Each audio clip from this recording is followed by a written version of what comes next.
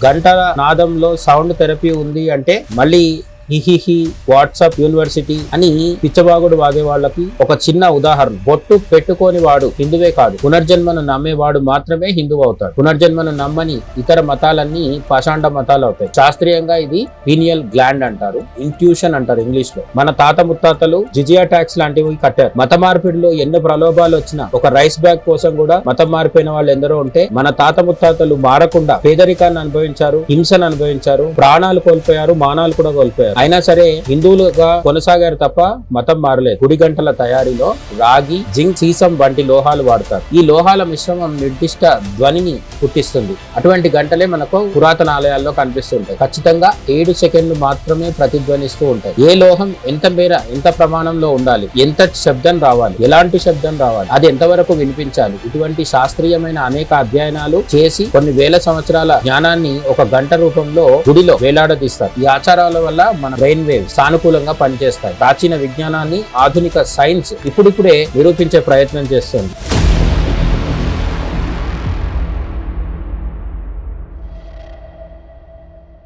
నమస్తే, welcome to గాంధీవం. హిందువులు చేతికి దారం ఎందుకు కట్టుకుంటారు, అలాగే నుదుటన బొట్టెందుకు పెట్టుకుంటారు? మరొక విషయం ఏంటంటే గుడిలో హిందువులు గంటను ఎందుకు మ్రోగిస్తారు? ఇలాంటి విషయాలు చాలా సార్లు మనం చర్చిస్తూ ఉంటాం. దాన్ని సమర్థించుకోవడానికి నానా తిప్పలు కూడా పడుతూ ఉంటాం. సైంటిఫిక్ గా అదుంది ఇదుంది అని కూడా చెప్పుకోవడానికి మనం శాయశక్తులా ప్రయత్నిస్తూ ఉంటాం. కానీ మీరు ఎప్పుడైనా గమనించారా, ఇతర మతస్థులు వాళ్ళు చేసే ఆచారాలు, సాంప్రదాయాలు, వాళ్ళ మతానికి సంబంధించిన వాటిని సమర్థించుకుంటున్నారా? సమర్థించుకోవడం కంటే కూడా వాళ్ళు గుడ్డి విశ్వాసంతో ఫాలో అయిపోతూ ఉంటారు.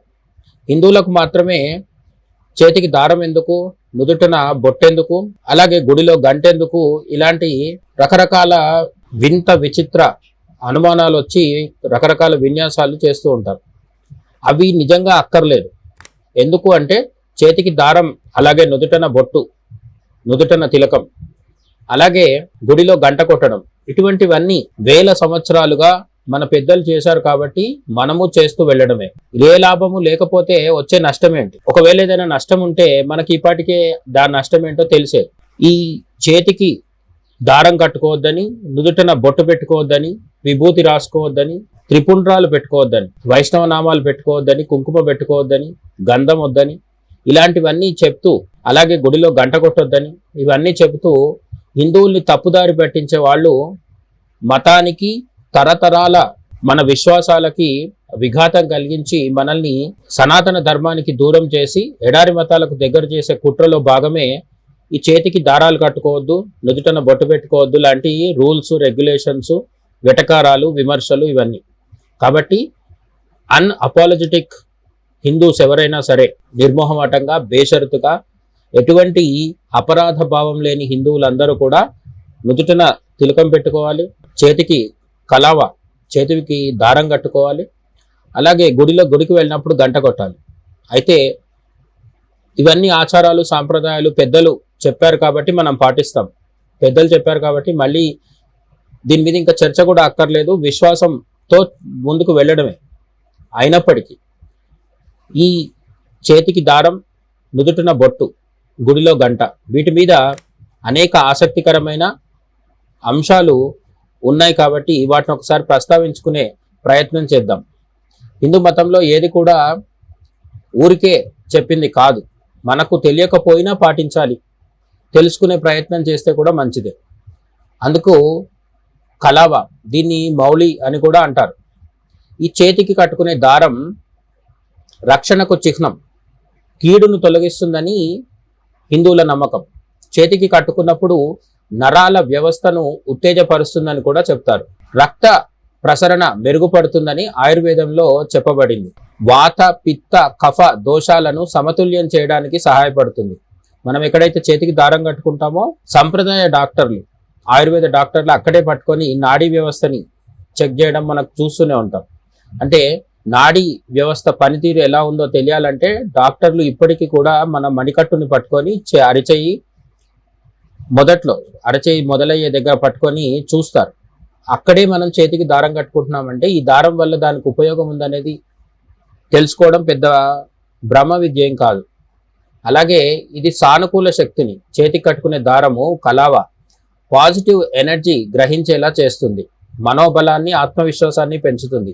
బలి చక్రవర్తిని రక్షించడానికి లక్ష్మీదేవి కట్టిన దారంగా దీనికి పురాణ ప్రాశస్త్యం కూడా ఉంది. మంత్రాలతో కట్టినప్పుడు అది కవచంలా పనిచేస్తుందని నమ్మకం. ప్రతికూల ఆలోచనలను దుష్టశక్తులను దూరం చేస్తుంది.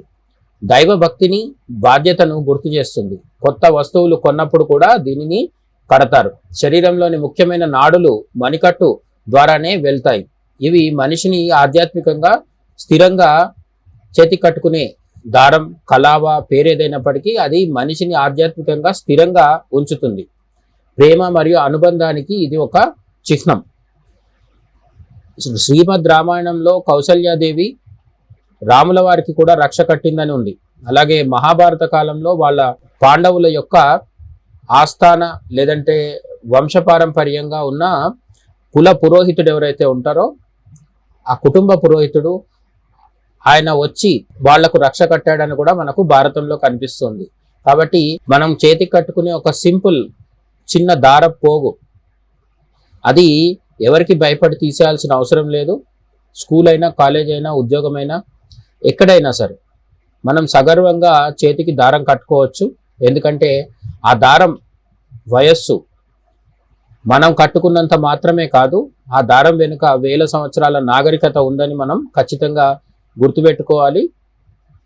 మనకు వేల సంవత్సరాలుగా ఋషులు, మునులు, మన పెద్దలు ఇచ్చిన వారసత్వంగా చేతికి కట్టుకునే కలావా లేదా మౌలి లేదా దారం, దీన్ని మనం ఖచ్చితంగా గొప్ప వారసత్వంగా గౌరవించి తీరాలి.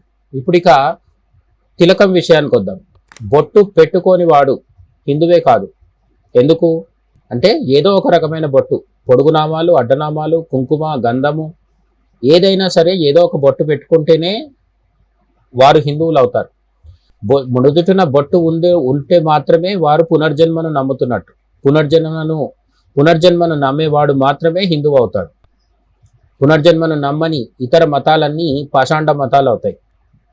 సరే, కనుబొమ్మల మధ్య భాగాన్ని ఆజ్ఞాచక్రం అంటారు. ఇది మనందరికీ తెలిసిన విషయమే. ఇక్కడ తిలకం పెట్టుకోవడం వల్ల ఏకాగ్రత పెరుగుతుంది. శాస్త్రీయంగా ఇది పీనియల్ గ్లాండ్ అంటారు, దాన్ని ప్రేరేపిస్తుంది. జ్ఞాపక శక్తిని మెరుగుపరచడానికి తోడ్పడుతుంది. ఇది శరీరంలోని శక్తి వృథా కాకుండా కాపాడుతుంది. కుంకుమ, చందనం వంటివి ఒత్తిడిని, అలసటను తగ్గిస్తాయి. ఇది మనల్ని ఆధ్యాత్మిక ఆలోచనల వైపు మళ్లిస్తుంది. శరీరాన్ని ఒక దేవాలయంగా భావించి అలంకరించుకోవడమే తిలకం. వైష్ణవులు, శైవులు వారి వారి సాంప్రదాయాల ప్రకారం తిలకాలు ధరిస్తారు. ఇది మనకు దైవ స్మరణను గుర్తు చేస్తుంది. తలపోటు వంటి సమస్యల నుండి కూడా ఉపశమనం విశ్వాసంతో ధరించినప్పుడు బొట్టు అనేది ఇస్తుంది.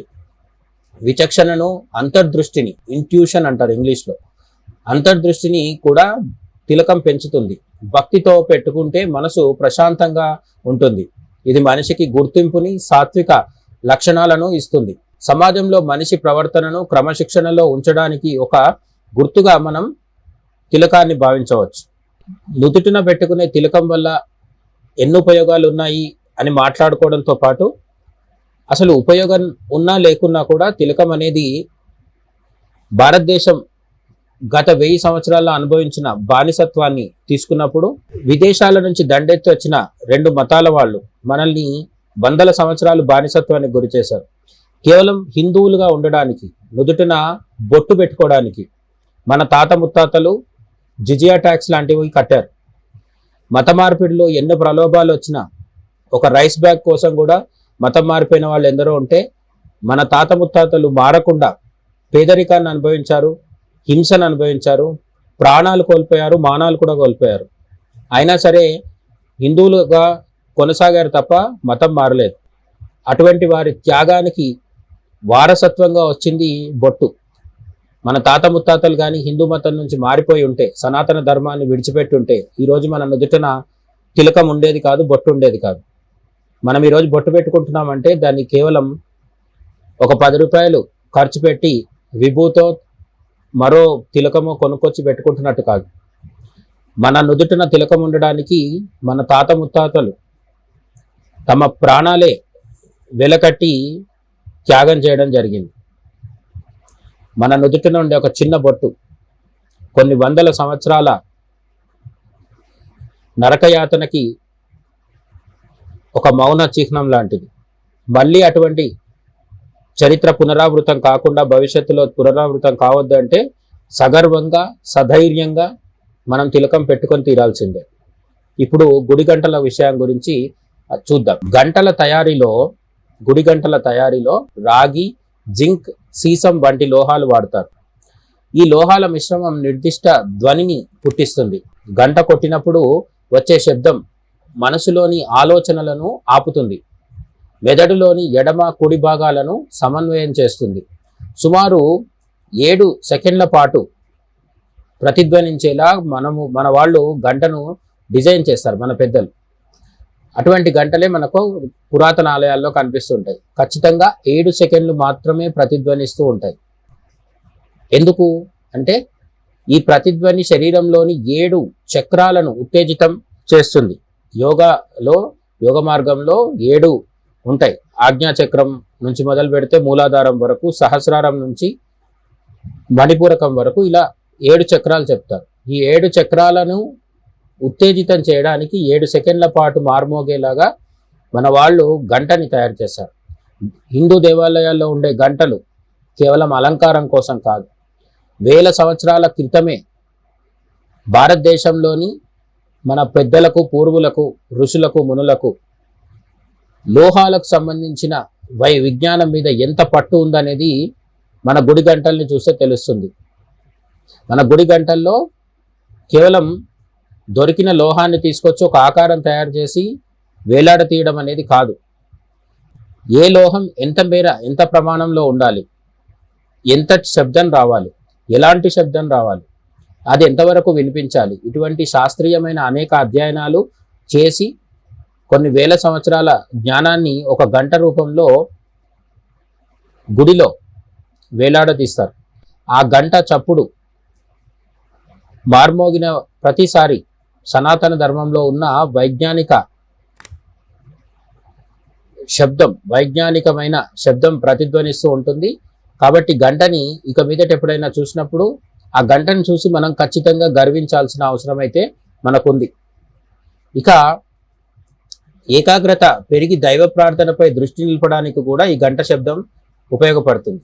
గంట శబ్దం పరిసరాల్లోని బ్యాక్టీరియాను కూడా నశింపజేస్తుందని తాజాగా సైంటిస్టులు చెప్తున్నారు. వాతావరణాన్ని పరిశుభ్రం చేయడంలో గంట శబ్దం సహాయపడుతుంది. దేవుడికి మన రాకను తెలియజేయడానికి ఇది ఒక సంకేతం.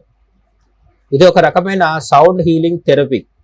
ఘంటానాదం మనసులోని ఒత్తిడిని తగ్గిస్తుంది. గంట నాదంలో సౌండ్ థెరపీ ఉంది అంటే మళ్ళీ హిహిహి, వాట్సాప్, యూనివర్సిటీ అని పిచ్చబాగుడు వాగే వాళ్ళకి మనం ఏమీ చెప్పలేం. కానీ ఒక చిన్న ఉదాహరణ, ప్రతిరోజు పెద్ద పెద్ద శబ్దాలు పెట్టుకొని లౌడ్ మ్యూజిక్ పెట్టుకొని ఊగిపోతూ ఉండే వాళ్ళని మనం చూస్తుంటాం.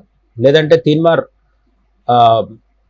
బాజాలు వాయించినప్పుడు రోడ్డు మీద ఇష్టానుసారం ఎగురుతూ గంతులు వేసేవాళ్ళని కూడా చూస్తుంటాం. విపరీతమైన శబ్దం రాగానే శరీరానికి ఉత్సాహం వచ్చి ఊగిపోతున్నాం.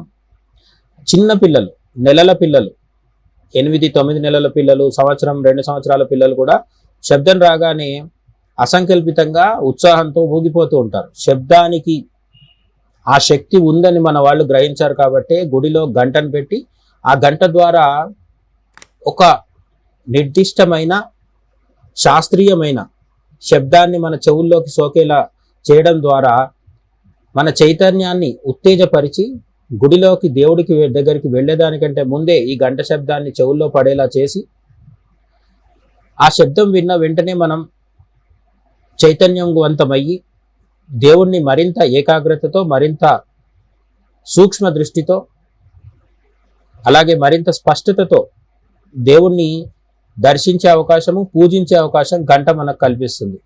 గంటా శబ్దం అనేది, ఘంటానాదం అనేది భారతదేశం ప్రపంచానికి అందించిన ఒక గొప్ప శాస్త్రీయమైన విజ్ఞానం. అంతే తప్ప కేవలం ఒక మూఢనమ్మకమో, పనికిమాలిన విషయమో, లేదంటే సరదాగా మన వాళ్ళు అక్కడ వేలాడదీసిన ఒక అలంకరణో కాదు. అయితే ఘంటానాదం మనసులోని ఒత్తిడిని తగ్గించడమే కాకుండా భక్తుడిని బాహ్య ప్రపంచం నుండి లోపలి వైపుకు తీసుకెళ్తుంది. అంతర్ముఖం చేయడానికి కూడా ఘంటానాదం ఉపయోగపడుతుంది.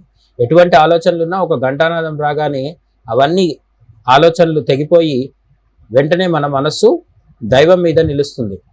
ఆలయంలోకి ప్రవేశించేటప్పుడు మనం శూన్యస్థితికి చేరుకోవడానికి ఇది సహాయం చేస్తుంది. దీనివల్ల నిరాశ, ఆందోళనలు కూడా తొలగిపోతాయి. అందుకే మన వాళ్ళు మంత్రంలో ఏం చెప్తారంటే, ఘంటానాదం చేసిన వెంటనే మన చుట్టూ ఉన్న రాక్షస శక్తులు అంటే నెగిటివ్ ఎనర్జీస్ అన్నీ పోతాయి అని మంత్రం చెప్తుంది అనమాట. మన మంత్రాల్లో వెనుక కూడా అర్థం పర్థం లేని శబ్దాలు కాకుండా మన మంత్రాల్లో గొప్ప జీవిత సత్యాలు దాగుంటాయి. ఘంటానాదం చేసేది మన చుట్టూ ఉన్న నెగిటివ్ ఫోర్సెస్ని పోగొట్టడానికి అని ప్రతిరోజు మనం మంత్రం చదువుతూ గంట కొడుతూ ఉంటాం అన్నమాట. ఇది గంటకు సంబంధించిన, ఘంటానాదానికి సంబంధించిన, ఘంటా రావానికి సంబంధించిన విశేషం. మన సాంప్రదాయాలన్నీ భూమి, ప్రకృతి, మానవ శరీర ధర్మాలతో ముడిపడి ఉంటాయి. భక్తి అనేది కేవలం నమ్మకం మాత్రమే కాదు, ఆరోగ్యకరమైన జీవన శైలి. శాస్త్రీయ కోణంలో చూస్తే ప్రతి ఆచారం మన ఆరోగ్యం, మానసిక ప్రశాంతత కోసం ఉద్దేశించినవి. ఈ ఆచారాల వల్ల మన మెదడు తరంగాలు, బ్రెయిన్ వేవ్స్ సానుకూలంగా పనిచేస్తాయి. ప్రాచీన విజ్ఞానాన్ని ఆధునిక సైన్స్ ఇప్పుడిప్పుడే నిరూపించే ప్రయత్నం చేస్తోంది. సైన్స్ నిరూపించేదాకా మేము అలాగే వేచి కూర్చుంటామంటే చేయగలిగేది ఏం లేదు. కానీ మన పెద్దలు చెప్పింది ఏదైనా, చేతికి కట్టుకునే దారం, నుదుటిన పెట్టుకునే బొట్టు, గుడిలోకి వెళ్ళినప్పుడు కొట్టే గంట, ఇలాంటివన్నీ కూడా ప్రశ్నించకుండా సంపూర్ణమైన విశ్వాసంతో పాటిస్తూ ఉందాం. అలాగే అవకాశం ఉన్నప్పుడు వాటి వెనుకున్న శాస్త్రీయమైన విజ్ఞానాన్ని, హేతుబద్ధతని తెలుసుకునే ప్రయత్నం చేద్దాం. జై హింద్.